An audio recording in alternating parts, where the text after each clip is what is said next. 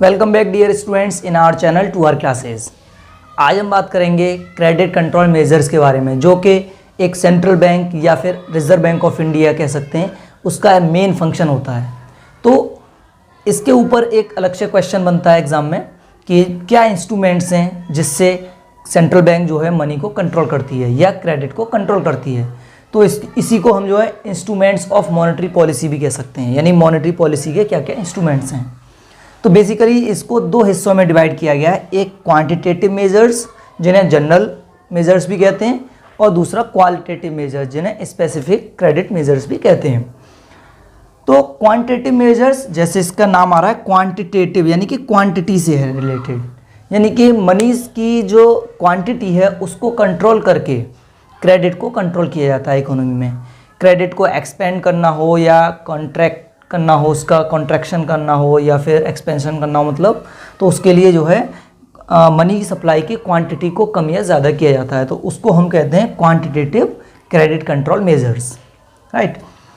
तो quantitative credit control measures को तीन हिस्सों में डिवाइड किया गया है। इन तीनों को वन बाई वन स्टार्ट करते हैं। तो सबसे पहला है bank rate policy. Bank rate क्या होता है? The rate at which commercial banks borrow money from the RBI or the rate at which the central bank lends money to the commercial bank। Okay, यानी कि यहाँ पे मान लीजिए RBI है और इधर आपकी कोई कमर्शियल बैंक है।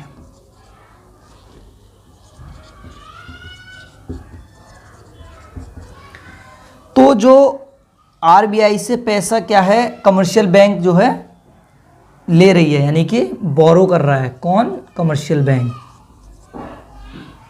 कमर्शियल बैंक ने आरबीआई से पैसा लिया, तो इस पर जो रेट ऑफ इंटरेस्ट चार्ज किया जाएगा, जो भी पैसा है कमर्शियल बैंक्स को इस पैसे को यूज़ करने के लिए देना पड़ेगा, उसको कहते हैं आप बैंक रेट, राइट।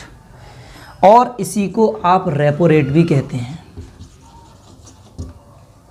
यानी कि जब आरबीआई कमर्शियल बैंक को पैसे देगी उधार, तो उस पर रेट ऑफ इंटरेस्ट चार्ज करेगी आरबीआई। तो उस रेट ऑफ इंटरेस्ट को हम जो है बैंक रेट या फिर रेपो रेट कहते हैं, राइट।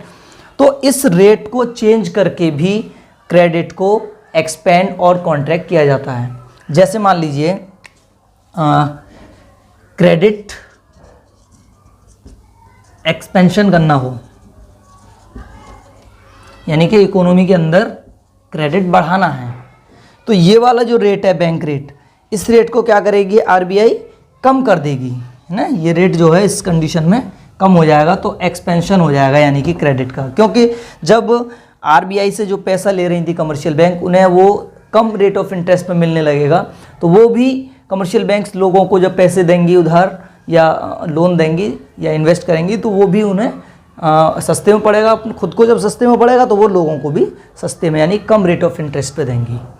यहाँ पे जो लोग यहाँ से कमर्शियल बैंक से लोन लेते हैं, जैसे हम लोग जो जनरल पीपल जितने भी हैं, क्योंकि हम लोग डायरेक्टली आरबीआई से डील तो नहीं करते हैं, हम सभी जो डील करते हैं वो कमर्शियल बैंक से डील करते हैं। तो इसलिए जो यहाँ पे रेट ऑफ इंटरेस्ट लगेगा, जो कमर्शियल बैंक से हम लोन लेने जाएंगे, उस रेट ऑफ मतलब रेट को जो है हम रेट ऑफ इंटरेस्ट ही कहते हैं। लेकिन यहाँ पे ऐसा नहीं है, यहाँ पे इसको बैंक रेट का नाम दे दिया है, वही सेम थिंग। ओके, दूसरी चीज़ ये तो कहलाता है रेपो रेट। एक और टर्म होता है दूसरा, इसी के अपोजिट आप ये भी कर सकते हैं कि अगर मान लीजिए यहाँ पे क्रेडिट एक्सपेंशन की बजाय कॉन्ट्रैक्शन करना हो, राइट, कॉन्ट्रैक्शन करना हो, ठीक है, यानी कि क्रेडिट को कम करना हो, क्रेडिट कम करना है इकोनॉमी से, तो ये जो रेपो रेट है या रिवर्स रेपो रेट है, इसे बढ़ा दिया जाएगा। जब ये बढ़ाया जाएगा, रेट बढ़ जाएगा, तो कमर्शियल बैंक को आरबीआई से पैसा लेना महंगा पड़ेगा। जब इन्हें महंगा पड़ेगा तो ये भी लोगों को हाई रेट ऑफ इंटरेस्ट पे पैसे लोन देंगी।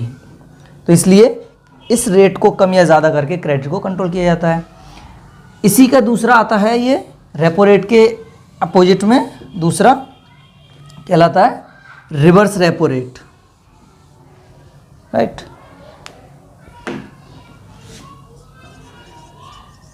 रिवर्स रेपो रेट, जैसे कि इसके नाम से पता चल रहा है रिवर्स कर दिया है, रेपो रेट का उल्टा कर दिया है। तो इसमें कह सकते हैं when commercial bank lends money to the RBI और RBI borrow money from the commercial banks.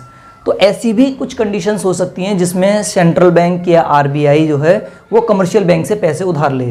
वो किस कंडीशन में लेती है? जब गवर्नमेंट के जो एक्सपेंडिचर है वो ज़्यादा हो जाए गवर्नमेंट रेवेन्यू से, यानी कि गवर्नमेंट की उतनी इनकम तो हुई नहीं, उससे ज़्यादा गवर्नमेंट के खर्चे हो गए। तो उस कंडीशन में क्या होगा भाई, गवर्नमेंट को या आरबीआई को जो है पैसे की ज़रूरत है और उसके पास इतना पैसा नहीं है आरबीआई के पास में, तो बेस्ट चॉइस ये रहती है कि वो कहीं से पैसे अरेंज करे इकोनॉमी के अंदर से ही। तो वो कहीं से भी उधार ले सकते हैं पैसे कमर्शियल बैंक से। ऐसा नहीं है कि वो नए नोट प्रिंट करें, वो सबसे लास्ट ऑप्शन होता है कि नए नोट प्रिंट किए जाएं, क्योंकि न्यू नोट्स प्रिंट होने से इकोनॉमी के अंदर इन्फ्लेशन आ जाता है, क्योंकि मनी सप्लाई बढ़ जाएगी, जिसकी वजह से जो है इकोनॉमी में प्राइसेस बढ़ना शुरू हो जाएंगे। तो इस कंडीशन में हम कह सकते हैं कि यहाँ पे आ जाएंगी कमर्शियल बैंक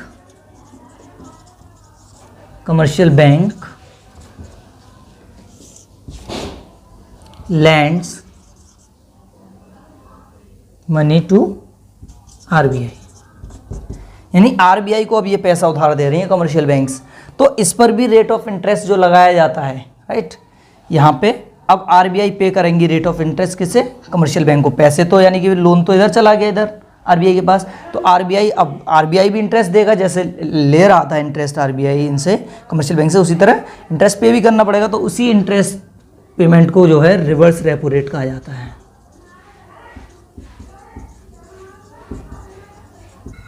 मान लीजिए आरबीआई को क्रेडिट को एक्सपेंड करना है,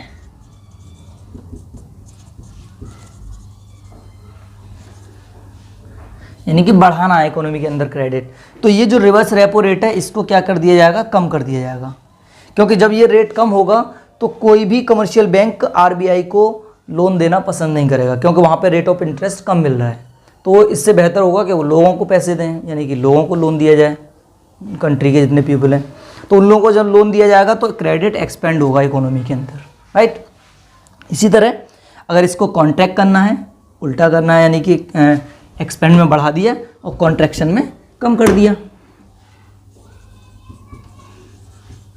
कॉन्ट्रैक्शन करना है आपको, तो उस कंडीशन में क्या होगा? इस रेट को जो है ये बढ़ा दिया जाएगा। जब रिवर्स रेपो रेट बढ़ जाएगा तो ज़्यादातर जो कमर्शियल बैंक है वो अपना पैसा आरबीआई को देना पसंद करेंगी लोन, ठीक है। तो इससे क्या होगा? वो लोगों के पास पैसा नहीं जाएगा और कंट्री से जो एक्सपेंशन है वो क्रेडिट का कॉन्ट्रैक्शन हो जाएगा।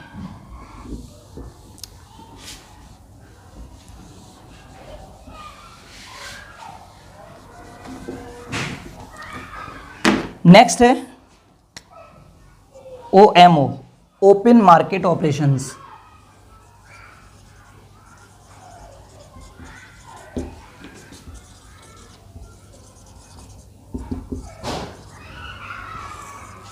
OMO ये वाला ओपन मार्केट ऑपरेशंस।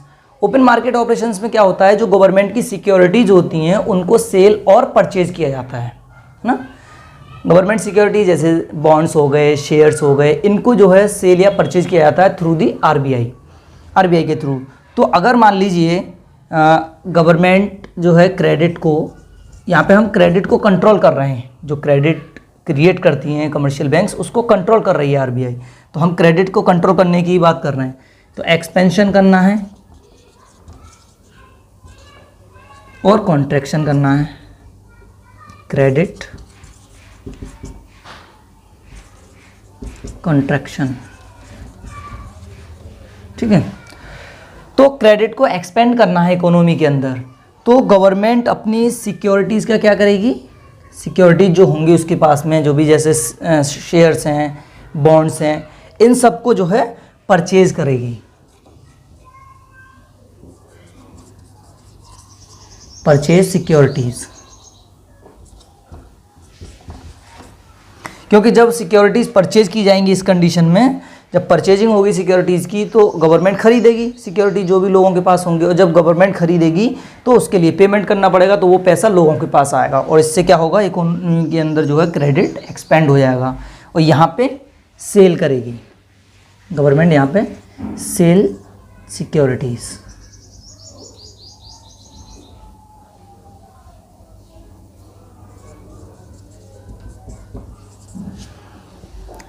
यहाँ पे जो है सिक्योरिटीज सेल की जाएंगी। फिर आता है अगला वेरिएबल रिजर्व रिक्वायरमेंट्स। वेरिएबल यानी कि रिजर्व रिक्वायरमेंट्स जो हैं, आपने CRR का नाम सुना है, कैश रिजर्व रेशियो। तो आता है इसमें CRR, कैश रिजर्व रेशियो, ये इसकी बात कर रहे हैं हम, ठीक है, रेशियो जिसे आप CRR कहते हैं, CRR। और दूसरा होता है SLR,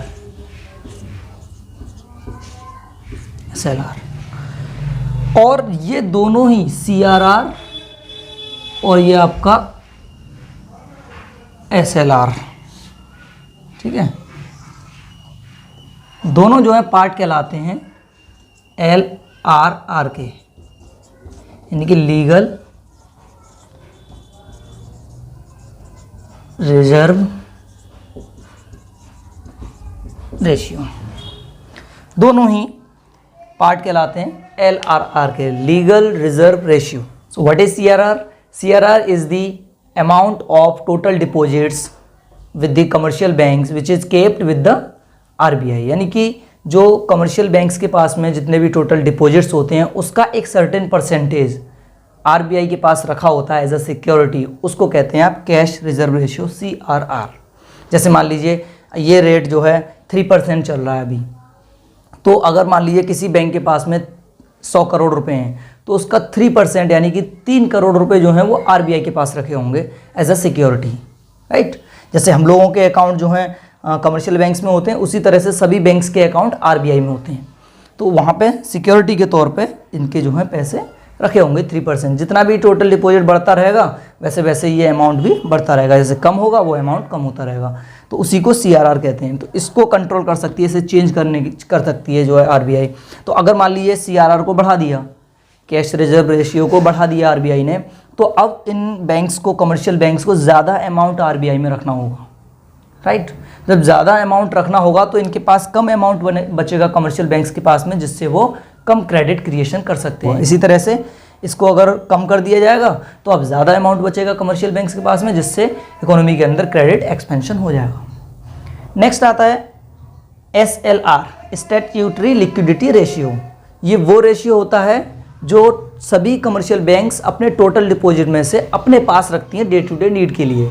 जैसे एक ये जो परसेंटेज है तकरीबन 20% चल रहा है, तो अगर मान लीजिए कोई भी बैंक है कमर्शियल बैंक, उसके पास में 100 करोड़ रुपए हैं, तो उसका 20% यानी कि 20 करोड़ रुपए अपने पास रखेगी कि अगर जो पर्सन्स हैं जिन्होंने जमा किए हैं, डिपॉजिट किए हैं ये पैसे, वो अगर पैसे अपने विड्रॉ करने आ गए, निकालने आ गए बैंक से, तो वो कहाँ से पेमेंट करेंगे।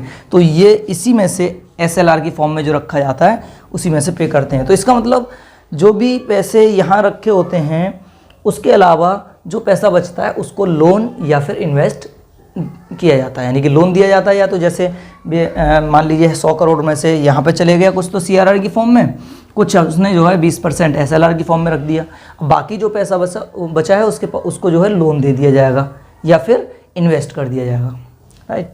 तो इसी तरह से इस रेशियो को भी अगर बढ़ा दे RBI, ये रखती तो कमर्शियल बैंक्स हैं लेकिन इसको जो है कंट्रोल RBI या सेंट्रल बैंक ही करता है, उसी के अकॉर्डिंग होगा। अगर RBI ने कह दिया कि आप जो है अब 30% रखेंगे अपने पास, तो 30% रखना पड़ेगा इन्हें, इनकी मर्जी नहीं चलती इसमें कमर्शियल बैंक्स की, राइट।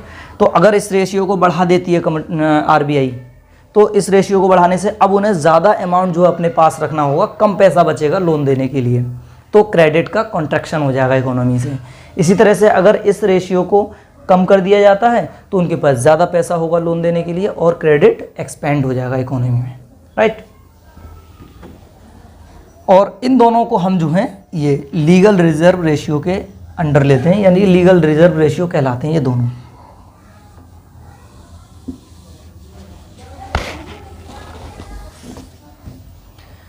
तो ये तो हो गए हमारे तीनों पूरे क्वांटिटेटिव मेजर्स। अब आते हैं क्वालिटेटिव मेजर्स या स्पेसिफिक मेजर्स। तो क्वालिटेटिव क्रेडिट कंट्रोल मेजर्स वो होते हैं जिसमें मतलब मनी सप्लाई की जो क्वांटिटी है उसे डायरेक्टली कंट्रोल नहीं किया जा रहा है। यहाँ पे तो हर चीज़ क्वांटिटी के ऊपर थी, लेकिन यहाँ पे डायरेक्टली क्वांटिटी को कंट्रोल नहीं किया जाता है, राइट। उसकी क्वालिटेटिव कुछ मेजर्स लिए जाते हैं जिससे उसकी क्वांटिटी जो है, या क्वांटिटी नहीं कह सकते, उसका जो है डायरेक्शन चेंज होता है। जैसे क्रेडिट कंट्रोल होगा, देखिए कैसे होता है। इसमें सबसे पहला है चेंज, इसमें भी 3 पार्ट में इसको डिवाइड किया गया है, right. Change in the margin requirements. अब ये मार्जिन रिक्वायरमेंट क्या होता है? मार्जिन रिक्वायरमेंट्स, देखिए मार्जिन रिक्वायरमेंट होता है जैसे आप लोन लेने जाते हैं और अगर आप कोई भी सिक्योरिटी के तौर पर, जैसे अपनी ज़मीन के कागजात हैं या गोल्ड है या सिल्वर है, यानी कोई भी ऐसे ऑर्नामेंट, कोई भी जो वैल्यूएबल कोई भी चीज़ आपके पास है, उसको आप जो है बैंक में रखते हैं एज ए सिक्योरिटी, तो उसके बदले फिर आपको लोन मिलता है। तो उसमें जो जितनी सिक्योरिटी आप रख रहे हैं उसके बदले कितना लोन दिया जाएगा, उसी के जो डिफरेंस है उसको आप मार्जिन रिक्वायरमेंट कहते हैं, राइट। तो margin requirement is the difference between the value of the security and the loan granted, यानी कि जितना लोन आपको दिया जा रहा है उसके और जो सिक्योरिटी आपने जमा की है उसके बीच का जो डिफरेंस है उसे मार्जिन रिक्वायरमेंट कहते हैं। से एक एग्जांपल से समझें, जैसे मान लीजिए आपने 1 लाख रुपए की कोई सिक्योरिटी जो है बैंक में जमा की, राइट। तो उस सिक्योरिटी के बदले अगर मान लीजिए मार्जिन रिक्वायरमेंट 30% चल रहा है, तो 1 लाख रुपए की जो सिक्योरिटी आपने जमा की है उसमें से 30% कम करके आपको लोन मिलेगा, यानी कि 70,000 रुपये, 70,000 रुपीज़ आपको लोन मिल जाएंगे, राइट। इसी तरह से अगर इसको रेशियो को बढ़ा दिया गया 30 से, कब बढ़ाया जाएगा? जब इकोनॉमी के अंदर जो है कॉन्ट्रैक्शन करना होगा क्रेडिट का। अगर गवर्नमेंट चाहती है कि कॉन्ट्रैक्शन हो, मनी सप्लाई ऑलरेडी ज़्यादा है इकोनॉमी में, वो कम होनी चाहिए, तो इसको 40% कर दिया मान लीजिए। इसका मतलब अब कमर्शियल बैंक जो हैं वो 40% रखेंगे उस सिक्योरिटी का, यानी 1 लाख की सिक्योरिटी अगर जमा करते हैं, 1 लाख रुपए के अगर मान लीजिए गोल्ड आप जमा करते हैं बैंक में, तो उसका 40% अपने पास रख लेगी वो बैंक, यानी कि 40,000 रुपये कम करके देगी, यानी 60,000 रुपये आपको लोन मिलेंगे फिर। तो यहाँ पे तो आपको जो है 70,000 मिल रहे थे 1 लाख की सिक्योरिटी पे,